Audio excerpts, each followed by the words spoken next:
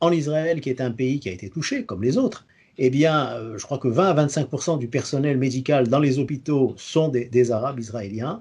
Il faut le dire. Et ce n'est pas le seul domaine. Vous avez dans le commerce, dans l'industrie, dans beaucoup d'activités, une coexistence tout à fait pacifique.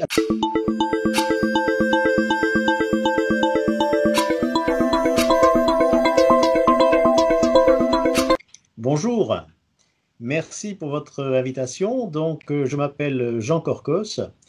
J'ai 69 ans, je suis né à Tunis, en Tunisie. Toute ma vie, j'ai été ingénieur de profession, mais j'ai eu beaucoup d'activités bénévoles au niveau de la communauté juive et je me suis intéressé en particulier au dialogue entre juifs et musulmans. Alors, la communauté juive tunisienne, effectivement, c'était la mienne. En fait, je dirais que mon identité, elle a été tout de suite d'abord française, puisque la population juive, surtout de la capitale et des grandes villes, était extrêmement francisée et francophone.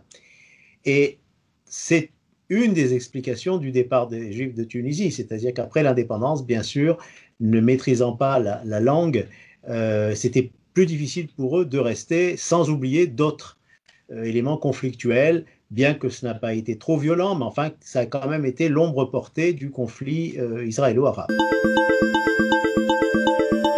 Il est décédé il y a longtemps maintenant, mais c'était un médecin extrêmement réputé à Tunis. Et j'allais dire, c'est pareil. Vous voyez, à cette époque, c'est que ces questions de religion n'étaient pas une barrière. Il était dans différents hôpitaux, il était chef de service, en particulier à l'hôpital de la Rabta, qui était le grand hôpital généraliste de Tunis, mais aussi dans un hôpital qui était tenu par des sœurs catholiques. Et dans cet hôpital, il y avait des médecins juifs, il y avait un personnel médical musulman, et bien sûr, les personnes qui venaient, les malades, étaient de toutes les confessions. Il y a pas de, la maladie ne connaît pas de frontières. Je peux juste vous donner comme témoignage, c'est qu'il a formé des médecins tunisiens, musulmans, qui sont restés très fidèles et que le dernier voyage qu'a fait mon père à l'étranger, ça a été de retourner en Tunisie où il a été chaleureusement accueilli. Donc c'était il y a une vingtaine d'années. Elle a existé donc sur Judaïque FM pendant 22 ans. Après, il y a une autre formule pendant 1 an et malheureusement, je ne suis plus dans cette station. Elle a effectivement d'abord été axée sur le dialogue judéo-musulman. Je crois que j'ai reçu pratiquement toutes les associations qui travaillent dans ce domaine. Je vous donne quelques noms: l'Amitié judéo-musulmane de France, la Fraternité d'Abraham, dialogue entre les 3 religions, coexister, parler en paix, apprentissage de l'arabe et de l'hébreu en parallèle, un cœur pour la paix qui collecte de l'argent pour les petits-enfants palestiniens soignés à l'hôpital Hadassah de Jérusalem, le projet Aladdin qui fait un travail magnifique aussi vers les pays musulmans.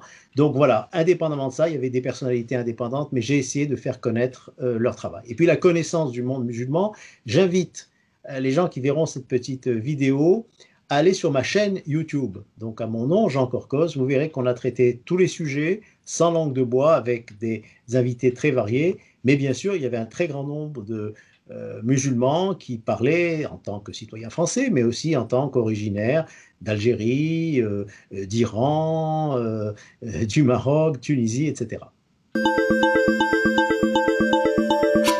Eh bien, cette association, figurez-vous, elle a été fondée à un moment, j'allais dire, historique. Le hasard du calendrier a voulu que ça se passe la semaine de la guerre des 6 jours, donc en 1967.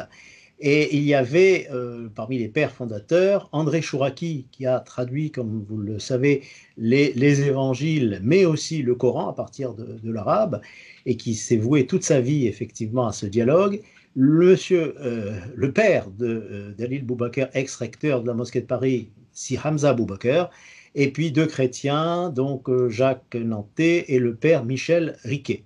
Et donc c'était de faire connaître les 3 religions, d'organiser des conférences, des échanges. Je voudrais inviter les gens qui verront cette vidéo à aller sur le site en tapant simplement Fraternité d'Abraham et, si possible, à s'abonner à la revue qui est très riche et qui paraît tous les trimestres. Pour ce qui concerne la Concorde, je crois qu'il faut avoir une vision réaliste, c'est-à-dire il ne faut pas enjoliver les choses, mais il ne faut pas non plus les noircir. Je vais prendre un exemple précis. Nous vivons tous, quand je dis tous, c'est pas nous tous français, c'est toute l'humanité, une crise sanitaire horrible avec cette épidémie du Covid-19. Eh bien, dans le personnel médical, on a réalisé en France l'importance des médecins juifs, c'était connu, mais aussi de très nombreux médecins musulmans et dans le personnel hospitalier de très nombreuses personnes donc de confession ou d'origine musulmane. Et ils travaillent en parfaite concorde ensemble. Ça, il faut le dire, il faut le répéter, on ne sait pas assez. On ne sait pas assez, par exemple, que en Israël, qui est un pays qui a été touché, comme les autres, eh bien, je crois que 20 à 25% du personnel médical dans les hôpitaux sont des Arabes israéliens.